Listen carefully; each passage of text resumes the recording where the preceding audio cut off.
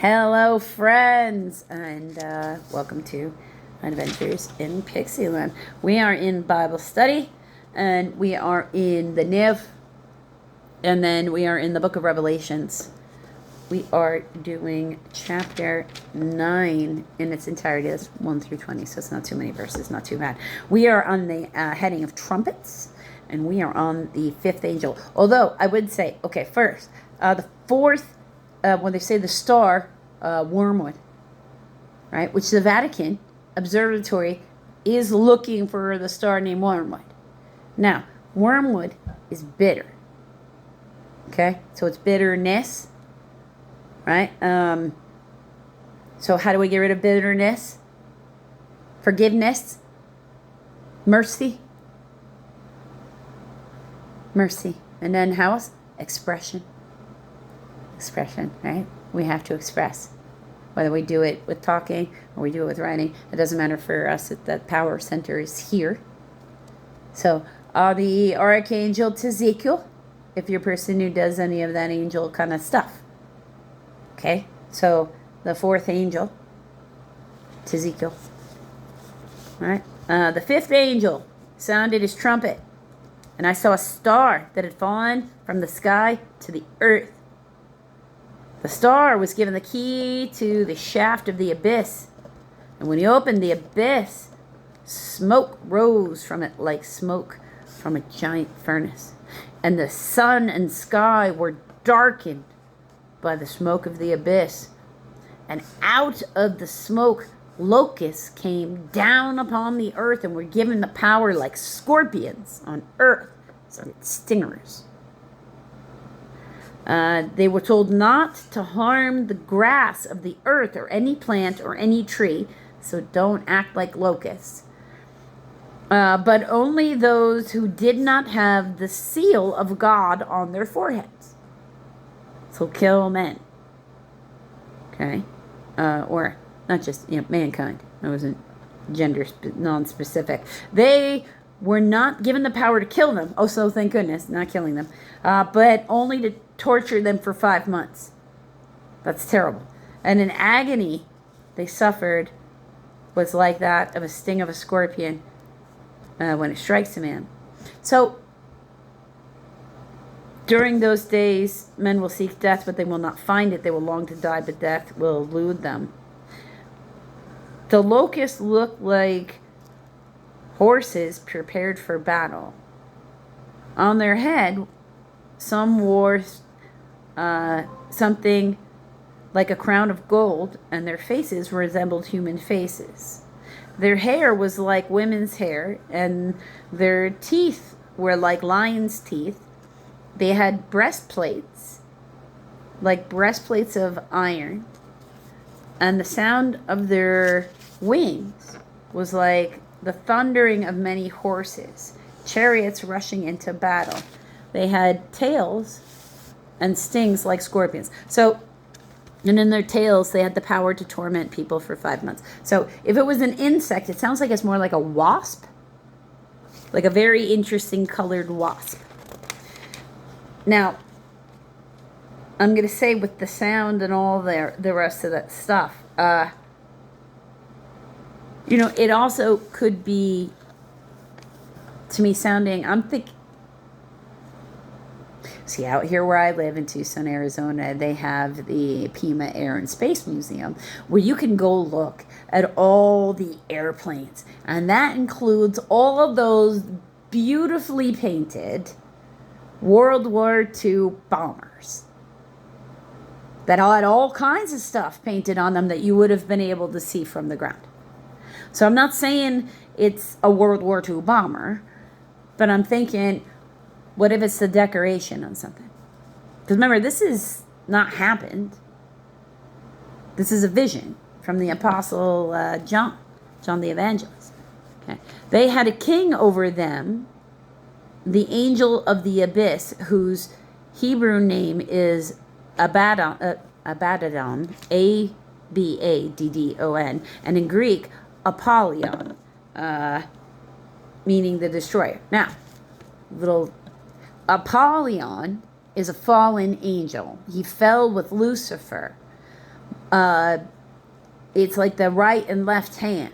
Beelzebub and Apollyon, the right and left hand of Lucifer at the fall. So if you were looking for an equivalent on the good guy side, like this is our evil villain who's been given the keys to unlock, bugs flying out of hell to torture people.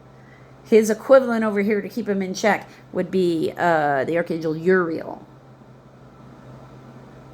Right? Because Michael and Lucifer, that's in the battle and the war at the end, right? Michael, like the general. So if you were looking for his lieutenant, his commander, what is your branch of the military that you're using for a frame of reference? His next in line. Okay. The first woe is past, 2 other woes are yet to come. The 6th angel sounded his trumpet, and I heard a voice coming from the horns. That is projections, okay? Of the golden altar that is before God. So I'm not sure if they're talking about the Ark of the Covenant, or they're talking about Ezekiel's chariots, or maybe the Ark of the Covenant is sitting in Ezekiel's chariots, because Ezekiel's chariot was what was making all the noise before. It is it said to the 6th angel who had the trumpet, release the 4 angels who are bound at the great river Euphrates. And the 4 angels who had been kept ready for this very hour, day and month and year were released to kill 1/3 of mankind. So these would be the watchers that are sort of like encrusted and hidden somewhere on earth, that were fallen, that this is what they have to do if they kind of want to get back into God's good graces, or to be released from this torture so they can just no longer exist. One of those. I couldn't tell you what deal they made with God specifically. I wasn't there. The verse 16, the number of the mounted troops was 200 million. I heard their number. The horses and riders I saw in my vision looked like this. Their breastplates were fiery red, dark blue, and yellow as sulfur. Which is interesting. That's a very pale. But my brain is like a sulfur's black, so I'm looking like it's a yellowy gray. The heads of the horses resembled the heads of lions, and out of their mouths came fire. Right? Smoke and sulfur.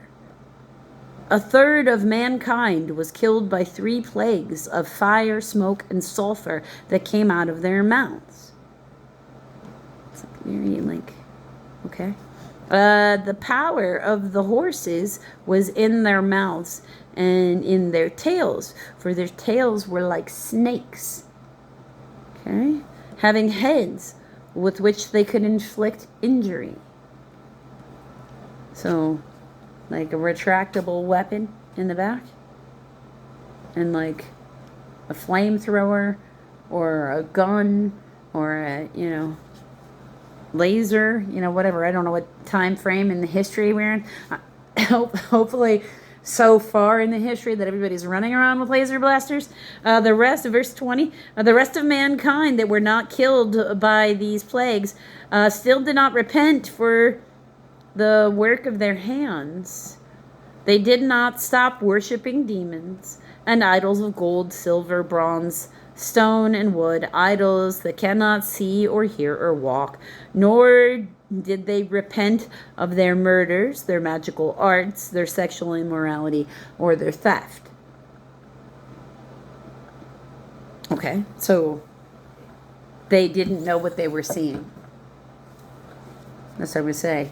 That's part of the stay ready, so you don't have to get ready. Because the only way you end up being one of those anointed is if you, when Jesus said, come, you said, yes, sir, where are we going? And let him just take you. Use this way of just kind of coming into your life and picking you up and dropping you someplace that you're supposed to be right when the time is right. Even if you don't understand.